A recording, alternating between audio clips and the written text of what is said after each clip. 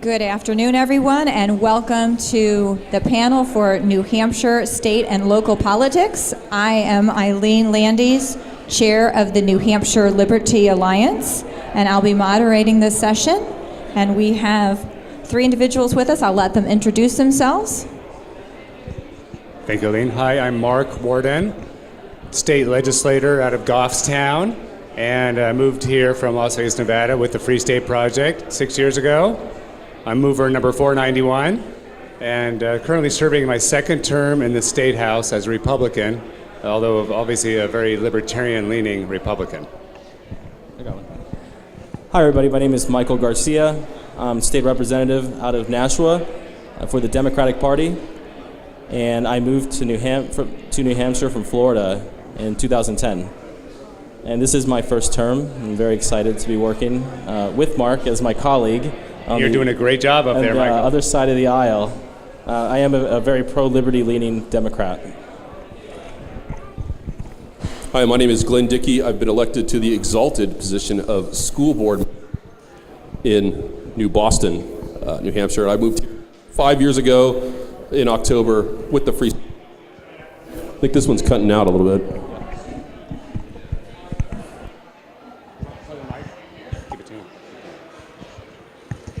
I'm done. Oh, done? He's done. Okay. Okay. So one of the things that we want to make sure that everyone has the opportunity to ask questions of our panel, the representatives here. I'm going to give my little splurge about what NHLA does here in the state of New Hampshire. So for people who move here who want to get involved within the system, they come to the New Hampshire Liberty Alliance. We train individuals on how to read bills and how to rate them so that we can be alerted to high liberty or pro-liberty or anti-liberty pieces of legislation. We will go in and testify to kill pieces of legislation in committee, and we also help rally grassroots. So you would be the grassroots if you're here to come in to committee and testify, write letters to the editor, write letters to committee members to try to kill or pass a good piece of legislation. We also show up on session day when the entire House body is there to vote on a piece of legislation, and we give them what our signature document called the gold standard to educate the legislators from a point of liberty. The NHLA is a nonpartisan, all-volunteer lobbying organization, and so they look at our suggestions are truly from a liberty standpoint, not partisan at all. So we've been very successful. Thank you. By the way, this is going to be pretty informal today, so if we want to answer your questions, things that you might have in your mind, feel free to come up. Be sure to speak in the microphone. But basically, we'd like to talk about campaigning for, as Free Staters, Liberty folks, how to win both at the state level, at the local level, how to be effective. And we are going to pass around a sign-up sheet. So if you are considering getting involved and would like to know more about running for either state or local office, please put your name and email on that clipboard that's going around. Please, go ahead.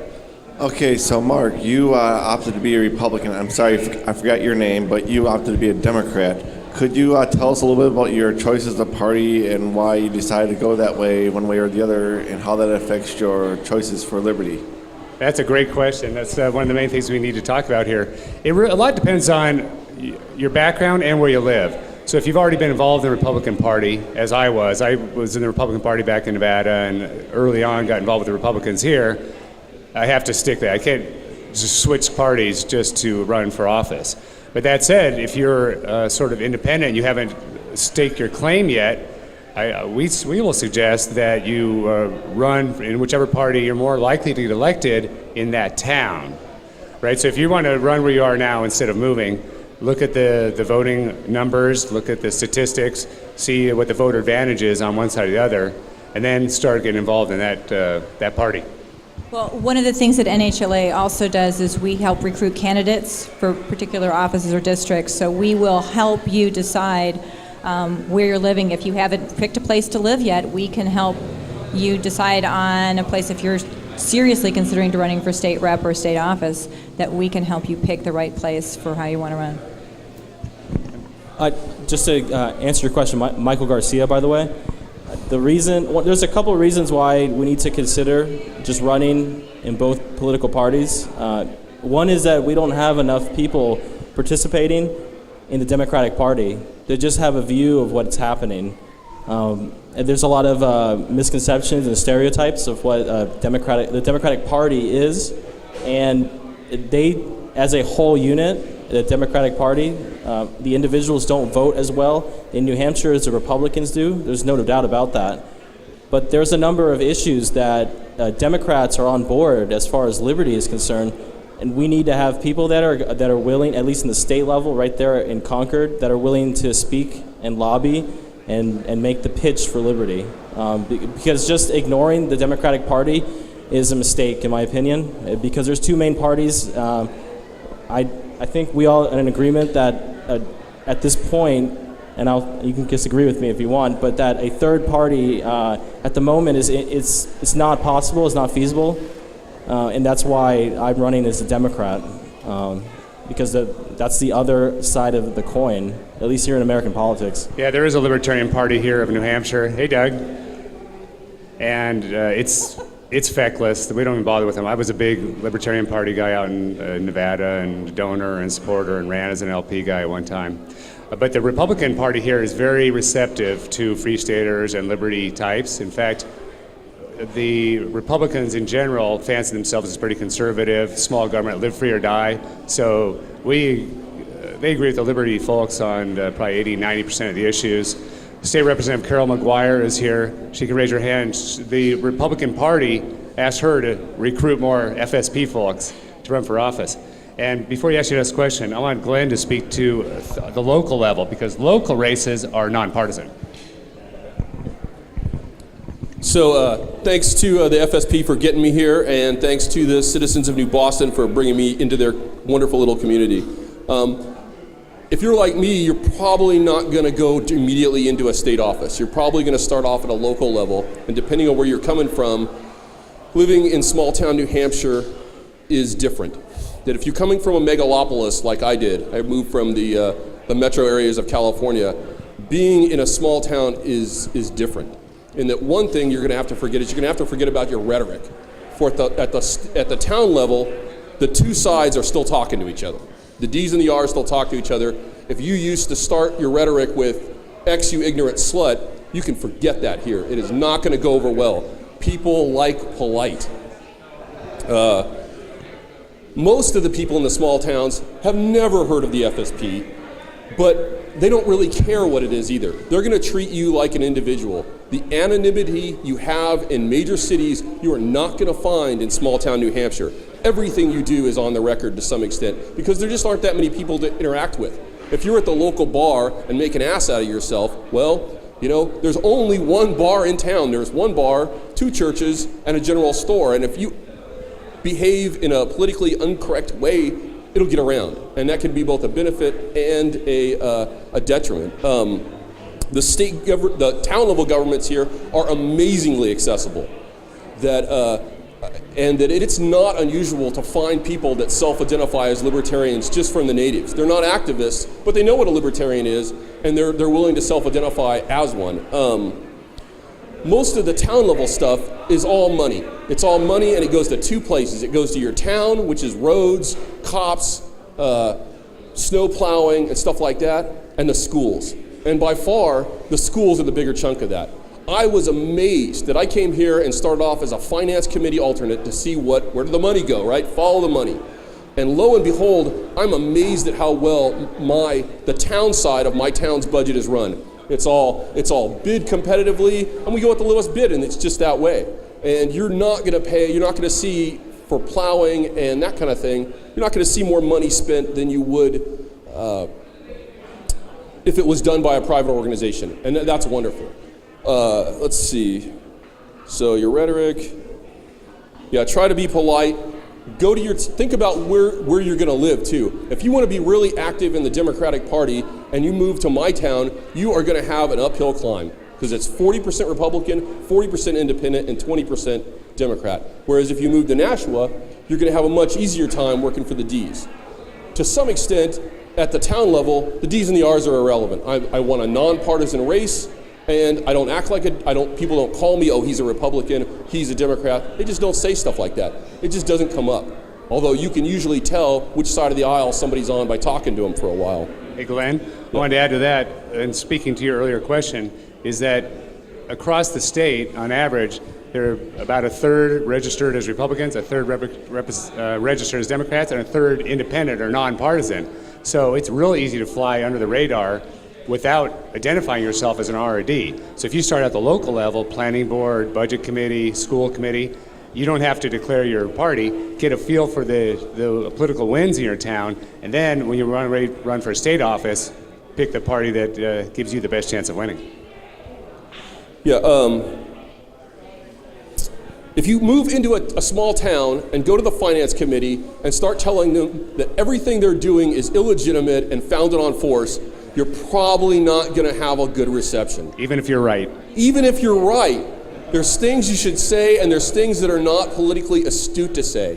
And that's just the way it is. These people have been having their communities up here for 400 years and been running and been preserving some of the best aspects of the American Revolution without any of our help. And if you go in there and start telling them they're doing it all wrong, you can do what you want. That's not my job, is to tell you how to act. But I'll tell you how you're going to be perceived, since I've been here for a while now. If you want to live out in the woods and generally be left alone, they are more than happy to do that here. But if you want to get involved, you have I've never seen the kind of psychological ownership that these small towns have of their stuff. Yeah, it's a government school, but man, it's our school. And if you cut off the textbook funding, you're cutting off somebody that you're likely to run into's kid. So you got to think about that too. You're not likely to be elected dictator. None of us has anyone been elected dictator recently? No. But you are going to be able to exert some control over what happens. While I can't stop the government schools from existing, I can mitigate the damage, if you want to call it that they do. New Hampshire is amazingly receptive to you as an individual. If individualism is not dead here. In some places, it's a factory, you put kids in one end and they come out the other, and that's the way it is. And if you object to a textbook here, they'll replace it. They'll let you pick what your kid reads. And all you've got to do is say something about it. Small town living is great. I've lived in some of the largest cities in America, and I love my tiny little town. It's great, 5,000 people. Even the opposition is better here. So that's pretty much my comments. Thank you. And by the way, where do you live? I live in Lansing, Michigan. In Michigan. All right. What's your next question? Currently, I'm active. When are you moving? Well, we just signed a statement of intent a few days ago. I have a stepson. He's going to graduate high school in 5 years. We plan to move after he graduates, one way or the other. So I'm pretty active in the local Republican Party. In fact, I'm a member of the Ames County Executive Committee. Over in Michigan, party hopping is somewhat common.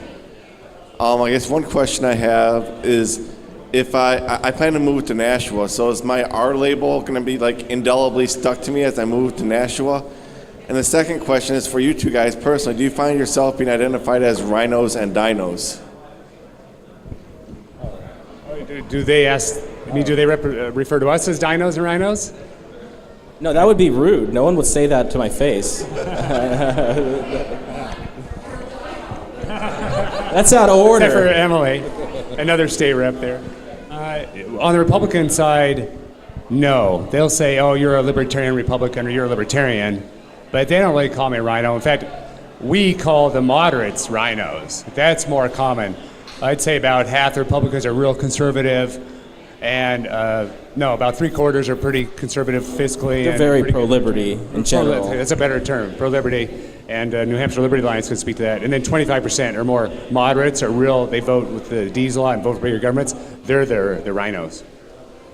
One of the things about the New Hampshire Republican Party is we're the most libertarian-leaning Republican Party in the nation because of the people who are in leadership positions in that. So we've got a great for the Republican Party. Republicans have a great platform that's very, very liberty-leaning. The New Hampshire Liberty Alliance in this election cycle, 2012, we endorsed 148 candidates, and 74 were elected to the State House, and that meant that they either scored high enough on our candidate survey if they were running as newbies, like Michael, or we put out a score sheet on the legislators every year. We're going to be unveiling the 2013 score sheet Sunday, July 14th, and we grade the legislators on how well they've done. And so we endorse candidates that were B or above rated by our organization. And so when you look at the House body of 400 state reps, we've got 74 very strong pro-liberty reps in there, so about a fourth. And we're hoping in 2014 that we'll be able to get more of those, and that's, again, where all the volunteers and the grassroots effort comes in. Just specifically to your question, you won't have a problem moving from Michigan and declaring yourself independent, because that's what I did anyway. When I moved to Keene initially, I was registered independent for quite a while. And you can't run for elected office for at least 2 years for the state representative position anyway. So you'll be fine. Michael has a much more difficult time being a Liberty guy in the Democrat Party at the state legislature than I do as an R. If he and I vote the same way, we probably do vote just about the same. And he gets a lot more flack for it than I do. He's really courageous, and he's under fire there. Well, that's the other thing, is that I don't know a lot of that. A lot of that is behind my back, and it's not spoken about.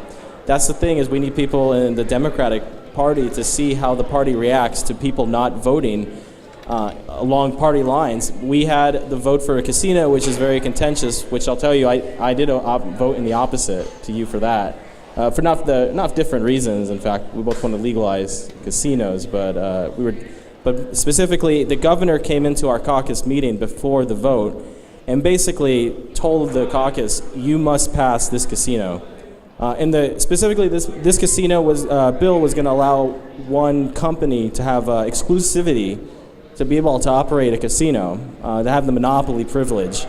And there was a lot of contention within the party, and the governor came in and told everyone, you must all file into order and vote accordingly. But the bill did fail. And so it was interesting to see, even for controversial issues, sometimes the Democratic Party is still going to vote how they believe. But overwhelmingly, unfortunately, it is most of the time in the opposite liberty perspective, or for larger government. Now, if we want to talk about campaigns, I'll give you an idea. Running for state rep is fairly inexpensive. Some people do it on $500. I spent a large amount of $2,500 on my first campaign, and then about half that on a second campaign.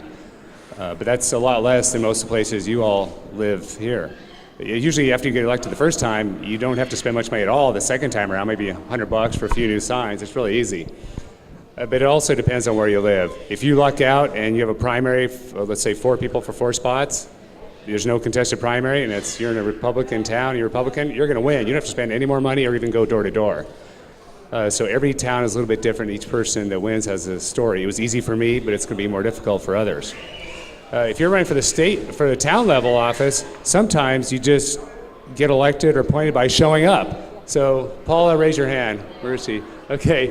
Paula Vensky has a great story. She just started going to her local selectmen, which is the city council, go to their meetings, just kind of see what goes on.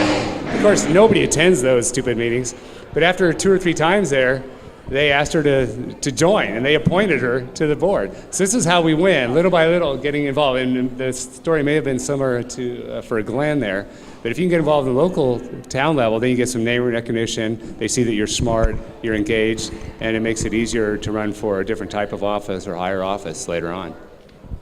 Yeah, they need people at the town level to administer and do the things. And I ran unopposed. 750 votes later, I've got 450 students that are semi under my purview. So, you can definitely get in. And once you see where all the money is, that's what everything revolves around. People don't talk about the cultural war very much at the town level. It's all where we spend money and how do we spend it. Coming up for questions, please.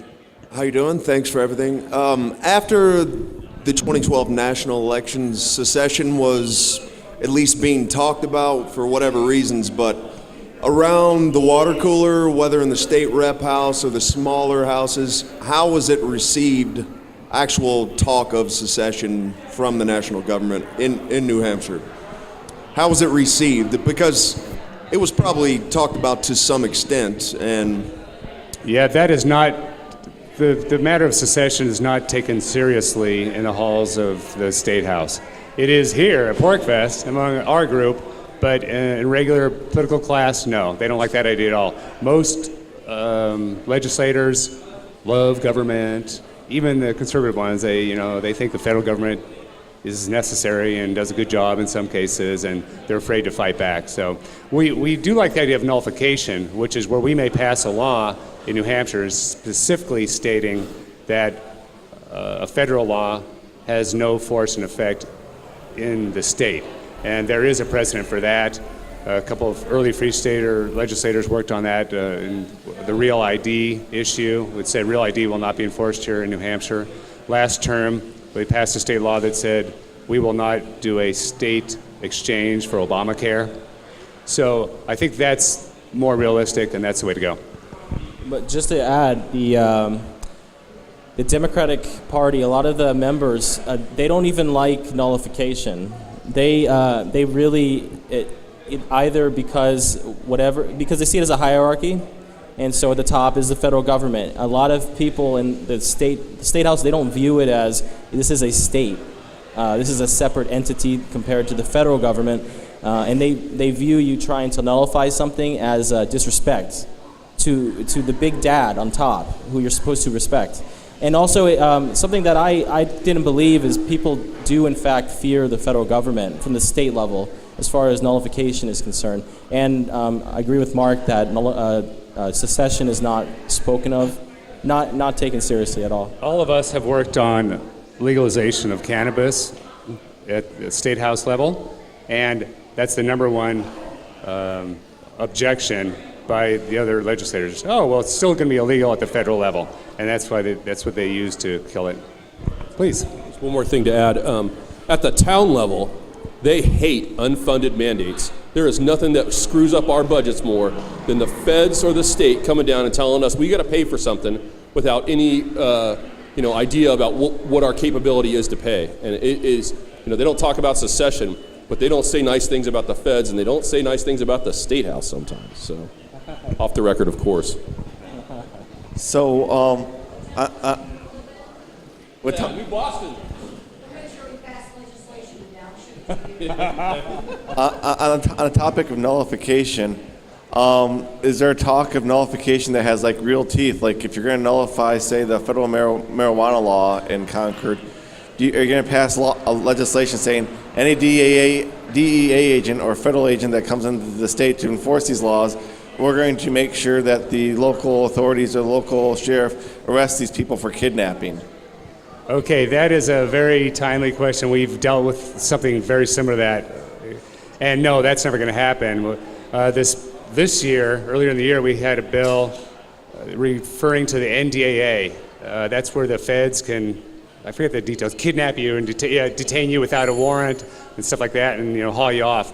So there was a bill put in by some Liberty people that said NDAA, certain sections of it, about the detaining will have no force and effect in no New Hampshire authority will aid a Fed in that, and any Fed that tries to do it here will be arrested.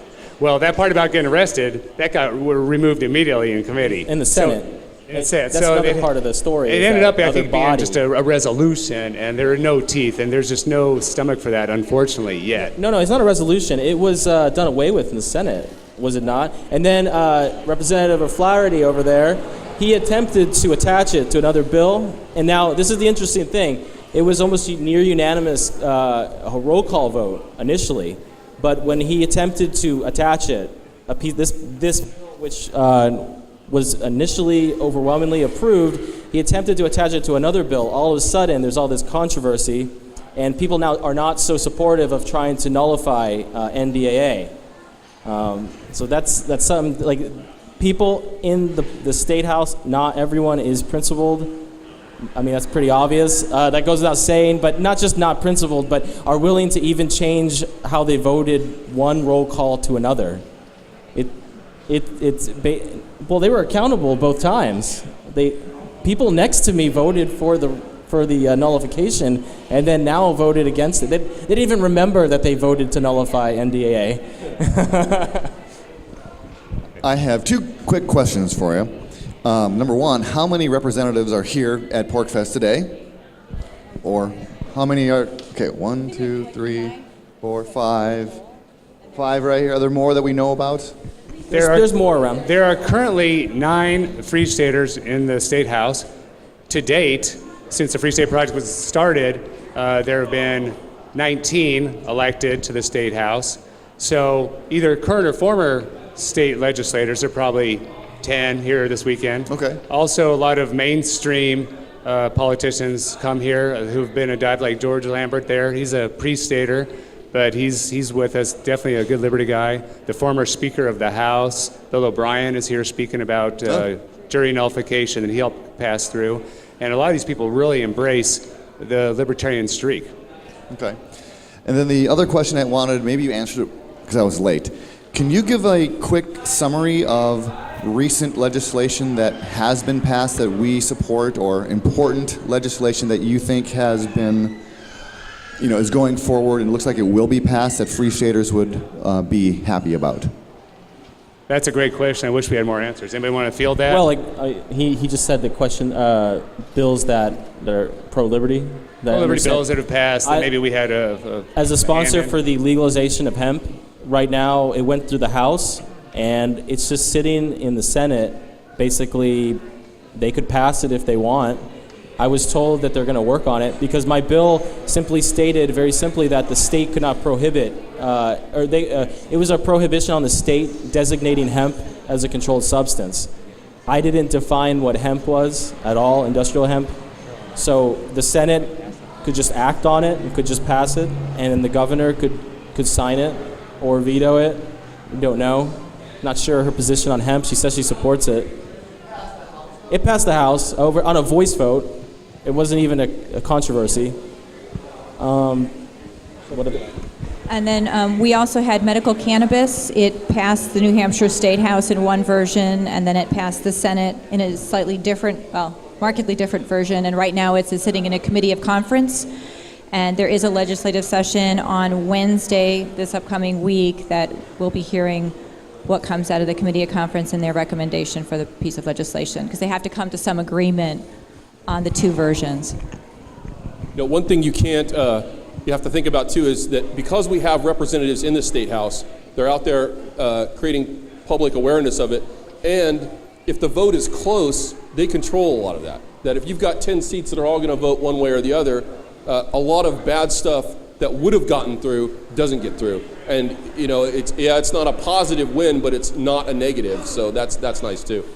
One of the things that has happened starting in 2010, because we had, I think, 14 Free Staters in the State House, plus a good core group of Liberty people, there was a group formed called the Natural Rights Council, and became a nice size, about 40 representative voting block that really helped to push things on the floor. We were able to overturn committee recommendations, which at one time was a very rare occurrence, and I think we had several in one legislative session where we were able to overturn committee recommendations. So the more people we can get in and to the State House, the more effective we can be. I just wanted to add, I think there's something we didn't mention is that where we can have the most effect as legislators and activists is at the committees themselves. Exactly. The committees is where we can come in and explain to the legislators why you should or should not pass something, because unfortunately, when people walk in there on Wednesday to vote, they tend to look at the sheets that they receive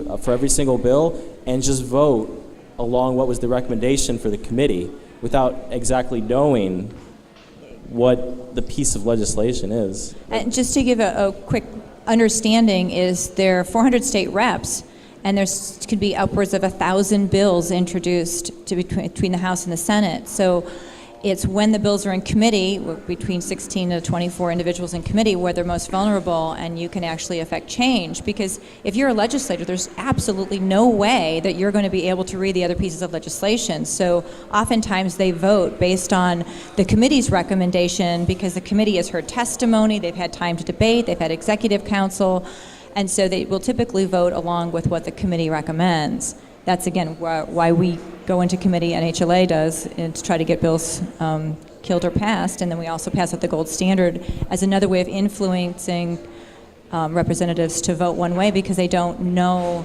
the liberty argument for a piece of legislation because they aren't in that committee or they haven't read the bill. Hi, I just wanted to ask, what about some of the executive branch at the state level, like the governor and other offices? And then also, what about the Senate? I don't think I've heard you talk much about the Senate. What are the opportunities there? Is it important? Is it not relative to trying to get people into the representatives? Yeah. He asked about the other types of elected office besides just the state house. Here we have, you know, the biggest state legislature in the country with 400 representatives, and the Senate only has 24 people. So it's a great place to be. I wish we had some true libertarians there.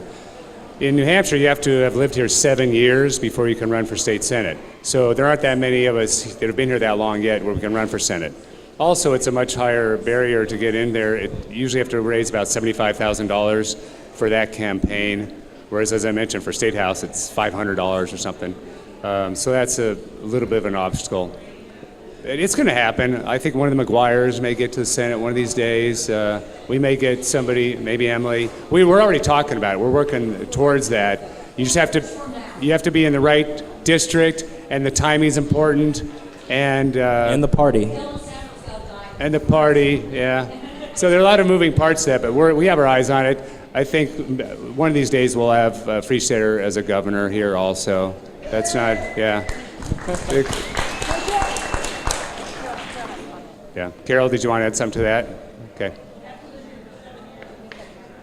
Yeah. To run for Senate or governor, you have to be here 7 years. By the way, the governor of New Hampshire is about the weakest governorship in the country because he's only here 2 years, not 4 years.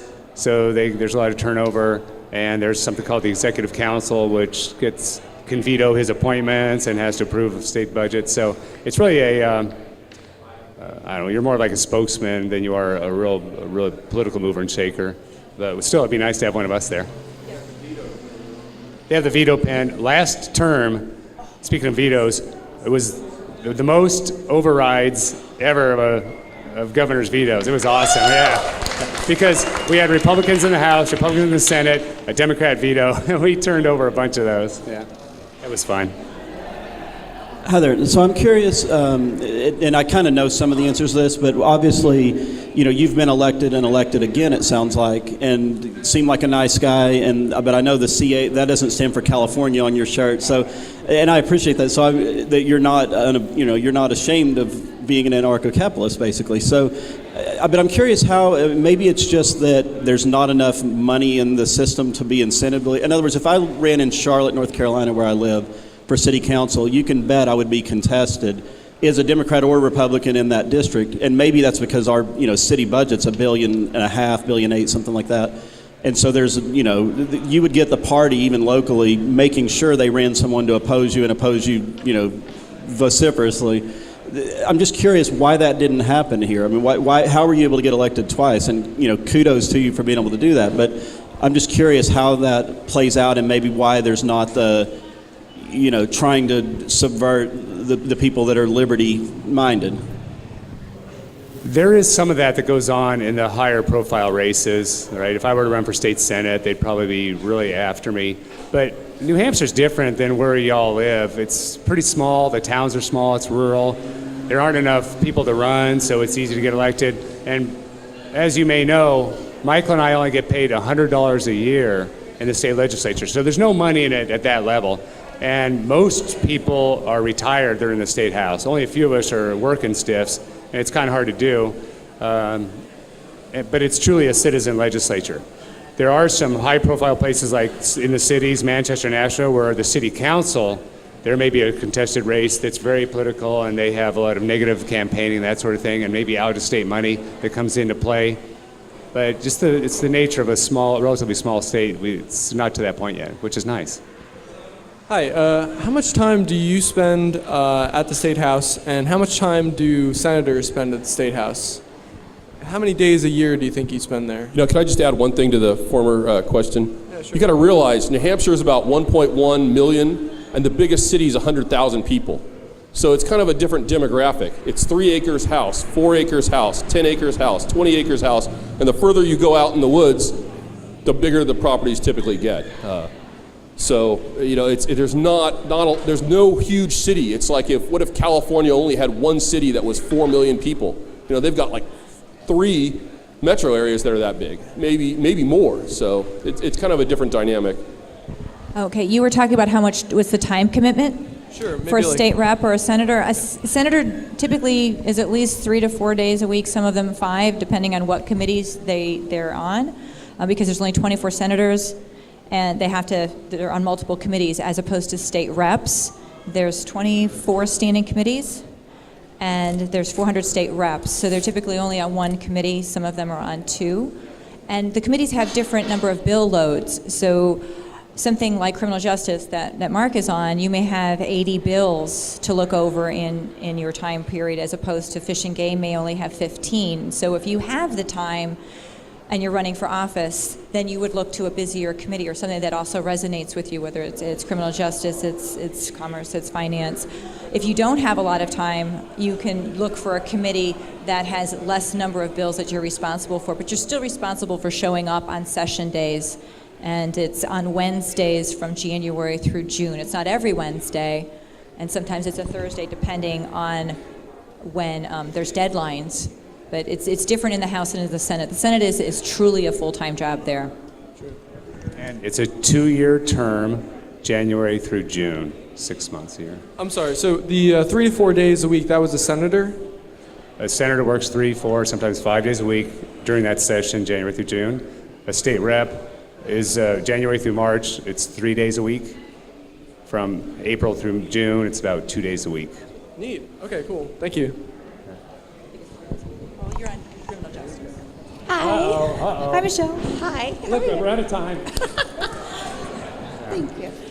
I was wondering if you could help people understand how they could help with legislative issues if they don't choose to run for office themselves, or what they could do to help move liberty forward in New Hampshire until they actually get here. Ooh, nice softball question. Nice softball question. Thank you.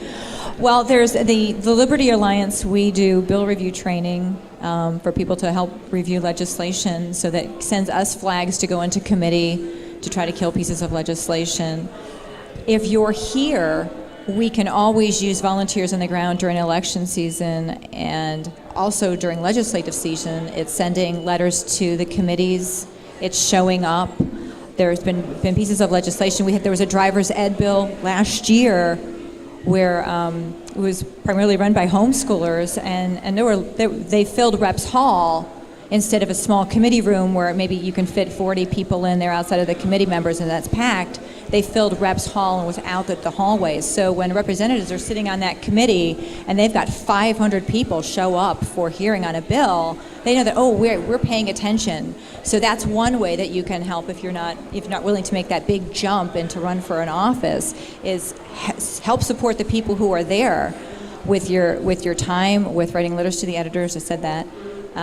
Showing up for committee hearings, helping get people elected. We're thinking now about 2014. We're looking at the districts. We're looking at what places are vulnerable. We're looking at what reps we want to hopefully remove from office, our C's and D's rated reps in our Liberty rating. So we're looking to that already, and we'll be looking for volunteers to do lit drops for pro-Liberty candidates and donate money to our PAC. Big plug. We have a PAC that helps get pro-Liberty candidates elected. And again, volunteer time and talent. Oh, I'd just like to add that when I was in New Hampshire, when I was paying attention to the political scene in regards to the homeschooling issue, I was sending emails to that rep that proposed a horrible piece of legislation. She got kicked out the next year, in fact. which I'm happy about personally. But she tried to make New Hampshire to be one of the strictest states in regards to homeschooling. So if you're not here, you can send emails, you can call the reps, or you could send checks to the reps that are in right now so they can help get elected in the future. Money. Hi, I'm George Lambert, but you guys up there all know me. I'm George Lambert. Oh, yeah, that's a softball. I wanted to let you guys know I spent some time as a selectman. And when I was a selectman, we had a treasurer in Litchfield who got caught stealing a little bit of money. On election day, his face is on the front page of the newspaper, being accused of stealing money. And the next day, we had a special selectmen's meeting to accept his resignation because he overwhelmingly won the election on a day in which he had been arrested the day before for stealing money. What you learn from that is the first thing about New Hampshire politics is name recognition matters. You guys get that? Second thing, people can't remember the last time they saw your name on a ballot. So, if you're not here long enough to be running for state rep, for example, there are lots of other places where you can run in town elections. My wife is a cemetery trustee. She won by 7 votes. With 7 votes. She got the same 7 votes as the incumbent did. They had to actually, they had a coin toss to decide who was going to be the new cemetery trustee in Litchfield. The incumbent called heads. It came up tails. My wife is a cemetery trustee. But now everyone goes, hi, that's, Trustee Lambert. The reason I'm telling you this is you can go and put your name on a ballot now if you're in New Hampshire with no residency requirement. Get your name out there because people will remember. And then 2 years from now, 4 years from now, when you want to run for rep, people go, I know that name. And so you build momentum. You don't have to be here for 2 years to be a delegate to the Republican Party. And so if you're an anarchist who thinks, well, I want to get some change and have a voice in the Republican Party, and you don't want to vote, but you want your voice heard when they're planning it, go register as a Republican. And then put your name on the ballot and engage in the process because they don't normally fill all those slots. And you've started by letting people know, you have an interest in politics, and you can engage in the process and the dialogue and meet the other people to learn about running in the future. That's how I started. I got a letter from a guy named Chris Lawless, and Chris Lawless said, if you want to participate in the change, you go out and run for delegate. It's 2 Saturdays a year. 1 year, 2 Saturdays. I put my name on. I won. Then I went and engaged, and they taught me more about running for office. Get some name recognition. What else can you guys recommend to people on getting name recognition in their local communities to prepare for running for office in the future?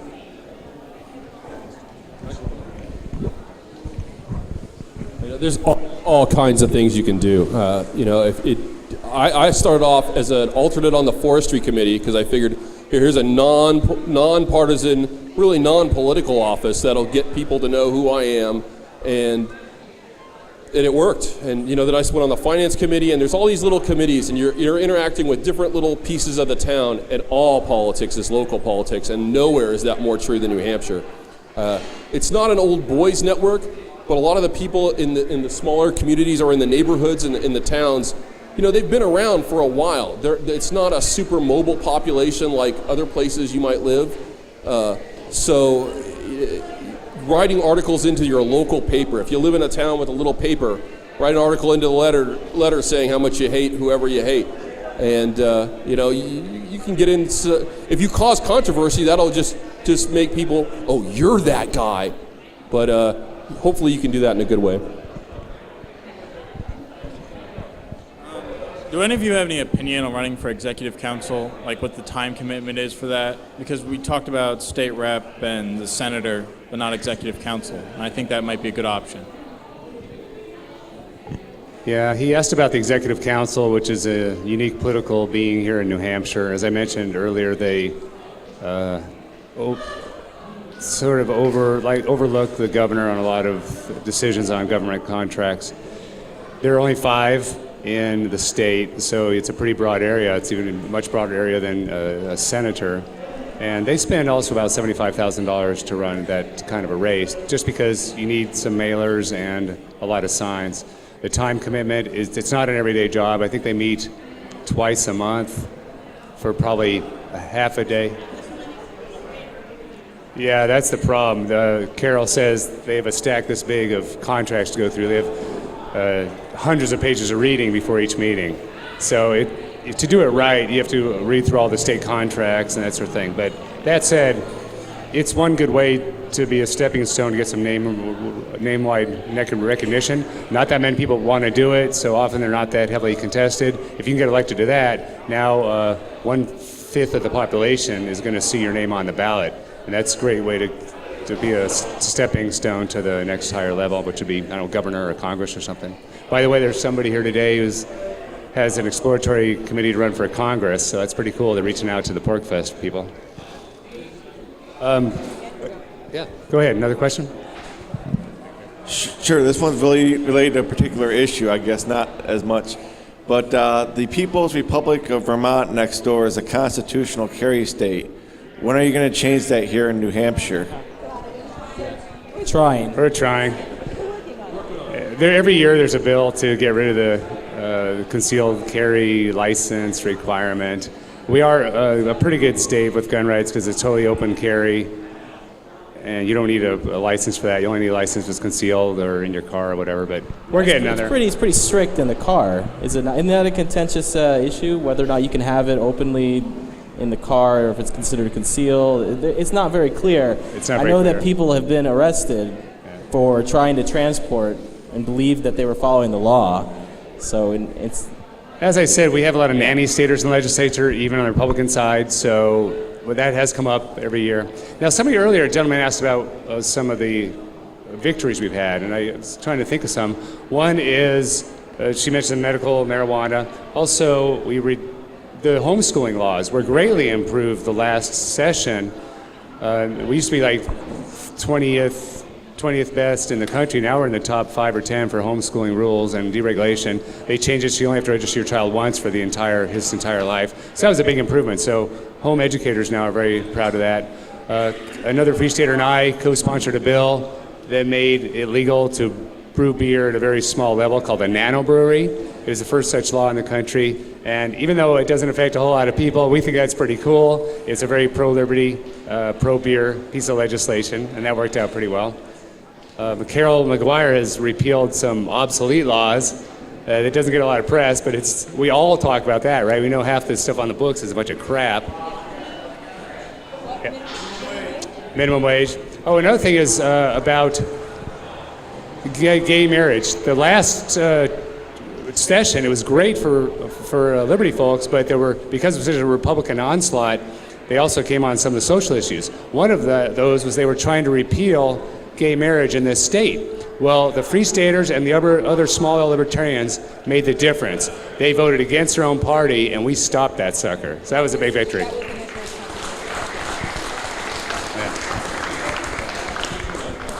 What? Oh, yeah. Okay, come on up. Can you talk a little bit about accessing the political process here in New Hampshire, how difficult it is to get on the ballot, to campaign, if there's any favoritism from the political parties, or how accessible is it to get into politics?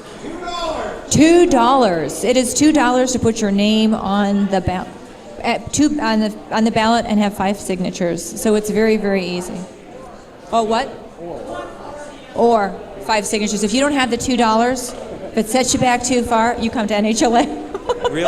Or, yeah, it's in New York, signatures. where I'm from, I mean, it's very difficult to even figure out how to get on the board of elections. Party bosses have to endorse you. You have to get petitions.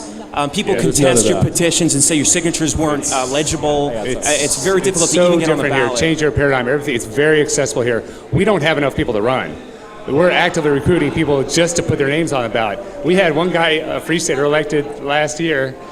It was a Republican district, and nobody signed up for the primary. So only the Democrats signed up as candidates. So he just did a write-in campaign after the fact, and because he was a write-in candidate, he won because he was a Republican town. And he did no campaigning, nobody knew anything. It was unbelievable. So it's really accessible, very easy to get in here. If I may, just one. I still had I wanted to answer that because maybe Mark is he's describing the trip down Republican lane, but if you run as a Democrat, I mean I signed up the moment you could possibly sign up, and I signed up before anyone else did, and I got a call immediately the next day asking who I was and why I had decided to run, and who told me to run. So, yeah, they were asking why I was running. So That's with the Democratic Party, you're saying? Or? The local party. I hadn't gone to a single meeting yet, but if you engage in politics, it is very accessible. It's $2 and anyone can do it. But there are people that are just as active as the Liberty community is active, in various things in New Hampshire. There is a mainstream at least political. You can get your foot in the door. You can get your foot in the door, but it's not like it's the door. The room is not empty. It's full of other people. So just be aware that you will be stepping into what people will consider to be their arena. Sure. And that why do you believe you have the right? And actually, right, isn't that funny? Because we're supposed to be told that any of us can step in, and we're supposed to be active and be welcome in the political process. And you find out if you actually do become active, then you're intruding on something that's not yours.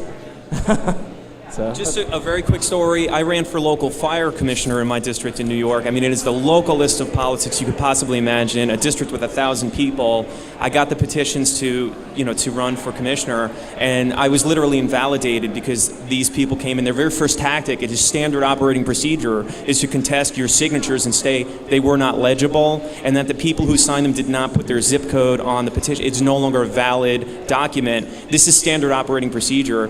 The head you have to have for politics in some places is that it's just going to be dirty from day one.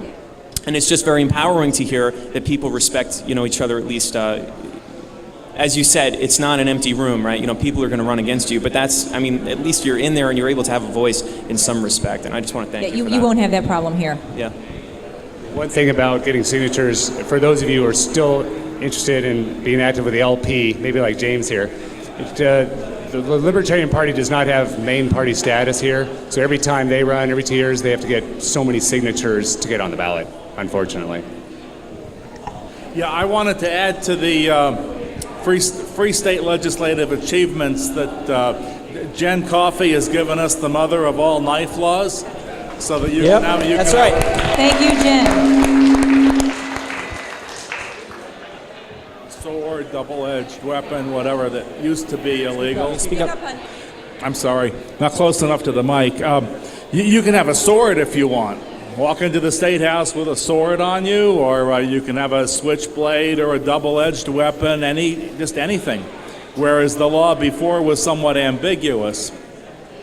And to speak to the earlier guy, and you already answered him somewhat, with the Libertarian Party and the small parties, they might put you through the form of getting petition signatures, but in fact, in the event, I ran for county commissioner, in the event I did not have to deliver these petition signatures, our Secretary of State either relented or it was just a front, whatever it was, so that just signing up with the Libertarian Party, that was enough.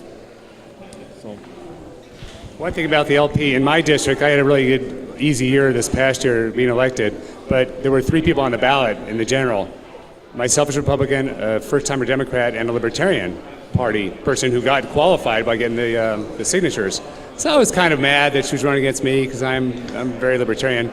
But I got 50% of the vote, she got 20% of the vote, and I think the Democrat got his default 30%. But that means 70% of the people in my district voted for a Libertarian. Well, let's just clarify that with Mark. Mark was the NHLA's Legislator of the Year back in 2011. So. Good job.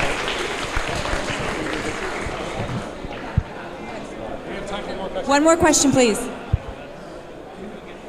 Can you talk about state-to-state possible competition and going into, in particular, the decrim bill that just went in Vermont, which I believe is decriminalized cannabis up to 1 ounce. So would there be talk in the House in New Hampshire about let's go further than that? Let's say we can just grow this plant. That's just, is there a state-to-state competition going on? Possibly. Let's go further with this liberty. I'm just curious speaking to that. Thank you. Thanks. I think I don't necessarily want to say it's a competition, but we can say look to Vermont, what they've done, and provide data to the legislature again, and lobby from that aspect of it. We did try decrim for the House for 1 ounce, and then took it down to 1/4 of an ounce, and I believe passed the House. I think it died in the Senate. So, we have to get, again, the longer people live here, the more people we can look towards getting elected in the Senate. I just want to say real quick that it passed through the House, decrim for an example, but that, like in many other laws that are good, they die in the Senate, and usually, in regards. And then secondly is that legislators in the House, they don't like following other states. They like to be independent. Like if you want to compare research, that's one thing. But if you want to say the people in Vermont are doing a great job, we need to be just like Vermont, or the people in Mass, that is an insult actually. They don't want to be like anyone else, but people like New Hampshire. Dennis? Individualism. I just want to briefly say that we're trying to get people to be stepping forward as possible candidates for election to the New Hampshire State House of Representatives, and we're collecting names, and I've got to beat Marav, so she's got most of the names up here so far, so that's just me and her. Well, there's a group of us that are actively recruiting candidates, pro-liberty candidates for the State House, and myself, Mark, Marav, and Mooney. We're working very hard to help you get elected and help you, convince you to run and support you in any way you can. So telling you what the process is like, what committees are like, what you need to do for election, how to go door to door, talk about literature, your elevator speech. So we really try to help to get you into office if you're a pro-liberty candidate. We want you there in a bad way. Okay, thanks for attending. This has been State Politics and Local Politics in New Hampshire. Hope to see you all here soon.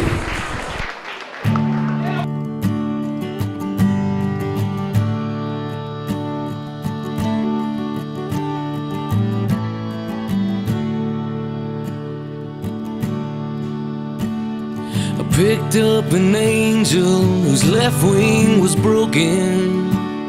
I sewed him together with some string and a vision. He raised his right hand and he gave me an answer. My mouth opened wide and I asked many questions.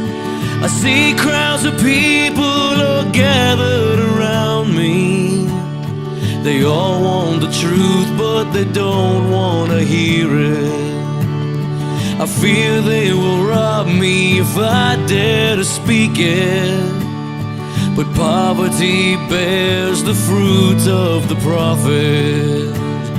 And I'm nothing but an old bag full of bones. If I can't feel